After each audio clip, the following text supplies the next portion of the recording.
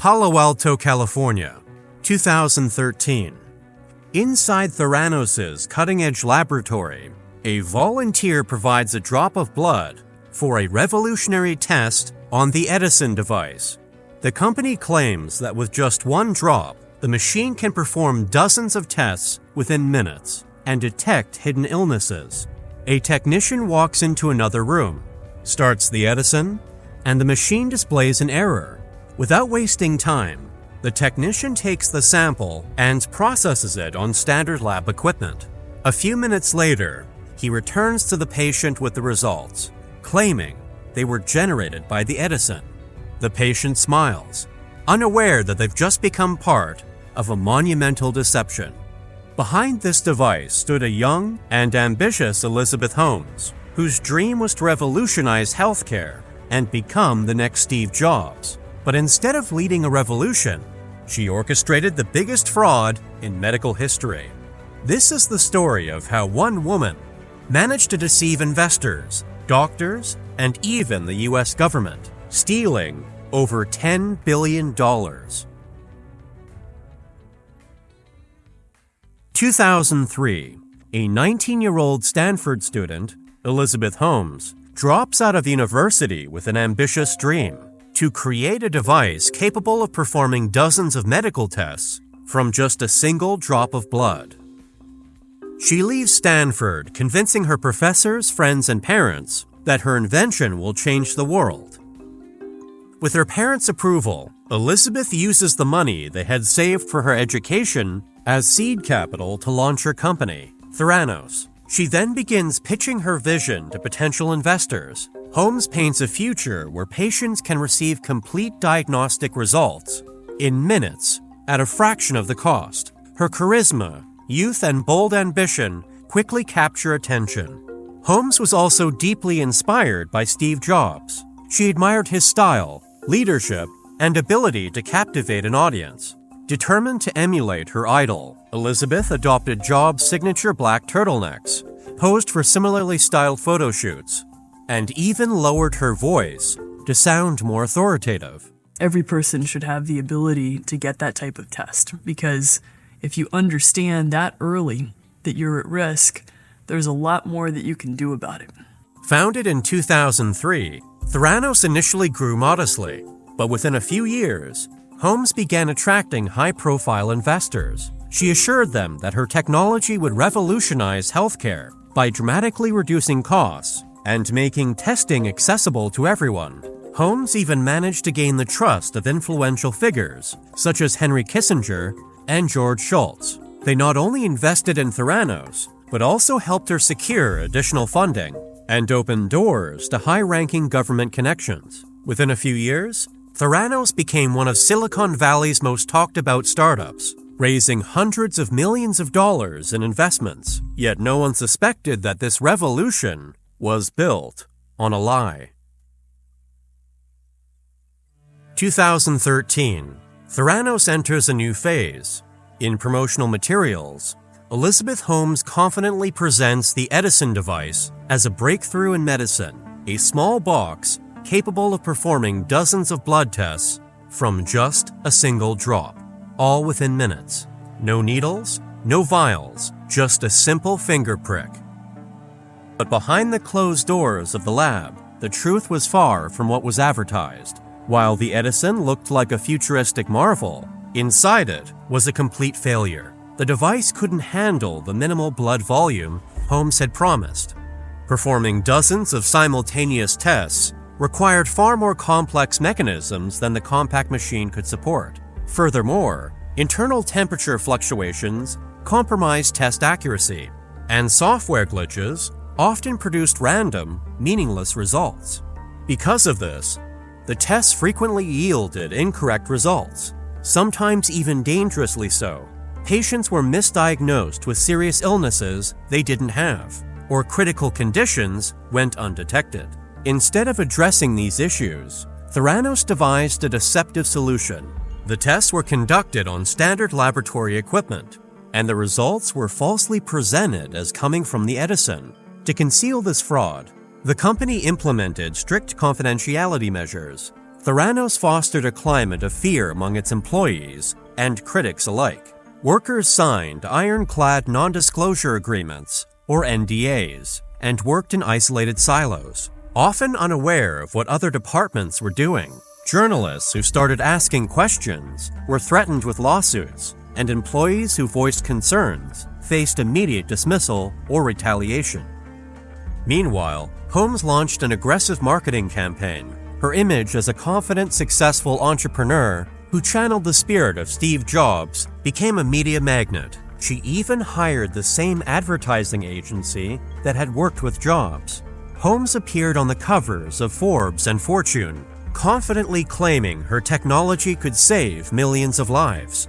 We've made it possible to run comprehensive laboratory tests from a tiny sample or a few drops of blood to eliminate the tubes and tubes of blood that traditionally have to be drawn from an arm and replaced it with the nanotainer. Theranos secured contracts with major corporations like Walgreens and Safeway to install Edison devices in their stores, allowing customers to get revolutionary diagnostic tests in minutes. However, Holmes repeatedly delayed device shipments for months. Eventually, a few malfunctioning Edisons were installed, but they failed to perform as promised.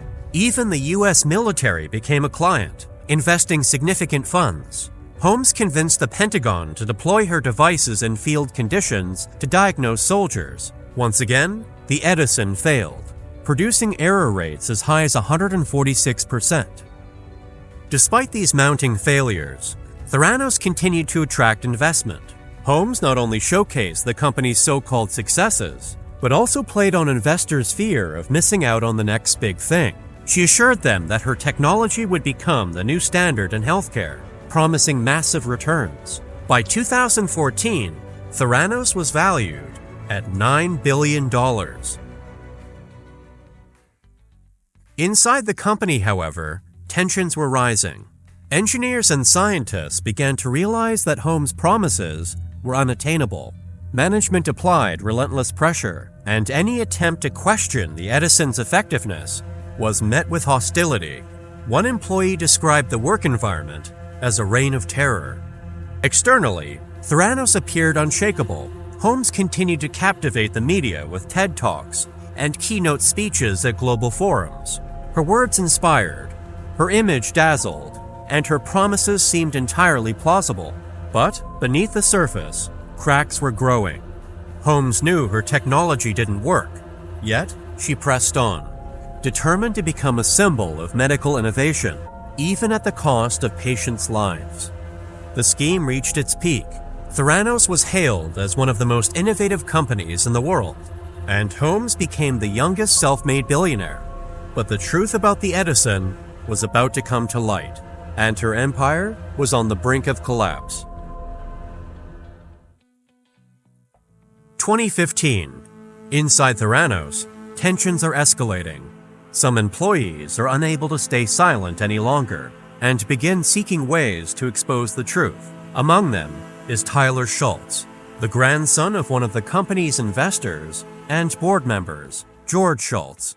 Tyler shares information about the falsification of test results with the Wall Street Journal journalist John Carreyrou. Carreyrou begins his investigation, gathering testimonies from employees and examining internal documents from Theranos. Later that year, he publishes an article revealing shocking facts. The Edison device never worked, and most tests were conducted using standard laboratory equipment. Worse yet, the test results were frequently inaccurate, posing serious risks to patients' health. The publication sparks a media firestorm. Regulatory agencies, including the FDA, CMS, and SEC, launch investigations. They uncover widespread fraud and numerous violations of medical standards. Theranos is found to have consistently deceived not just investors, but also doctors and patients. Meanwhile, it comes to light that Elizabeth Holmes and her business partner and romantic partner Ramesh Sunny Balwani spent a significant portion of the company's funds on a lavish lifestyle, including private jets, designer clothes, and extravagant parties. The exposure of the fraud deals a devastating blow to Theranos' reputation. Walgreens and other partners terminate their contracts. Investors, who had poured hundreds of millions of dollars into the company, began filing lawsuits to recover their losses. Among the biggest investors were the DeVos family office, which had invested $100 million, and Rupert Murdoch, who had invested $125 million. Collectively, investors lost over $900 million. Expecting multi-billion-dollar profits from Theranos' market breakthrough, they instead faced bankruptcy and the total loss of their investments. In a desperate attempt to salvage the situation, Elizabeth Holmes publicly accuses journalists and competitors of trying to destroy her company. She admits that the device requires more development time, but insists that the situation is under control and that the machine will soon deliver as promised. However, her words no longer hold the persuasive power they once did. This is what happens when you work to change things, and first they think you're crazy, then they fight you, and then all of a sudden you change the world. And I have to say, I personally was shocked to see that the Journal would publish something like this when we had sent them over 1,000 pages of documentation demonstrating that the statements in their piece were false. By 2018, Theranos is on the brink of bankruptcy. Employees are resigning en masse, funding has dried up, and partners have completely lost trust in the company. In June 2018, Theranos officially shuts down, leaving behind billions of dollars in losses and countless ruined lives. That same year, Holmes and her partner Ramesh Balwani are charged with fraud. Prosecutors allege that they knowingly misled investors and patients. Fully aware that their device did not work, they face 11 counts of fraud and conspiracy. The trial becomes one of Silicon Valley's most high-profile cases.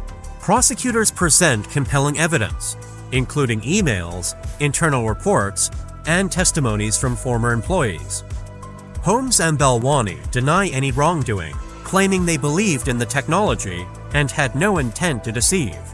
In 2022, Elizabeth Holmes is found guilty on 4 counts of fraud and sentenced to 11 years in prison. Her partner Balwani receives a 13-year sentence.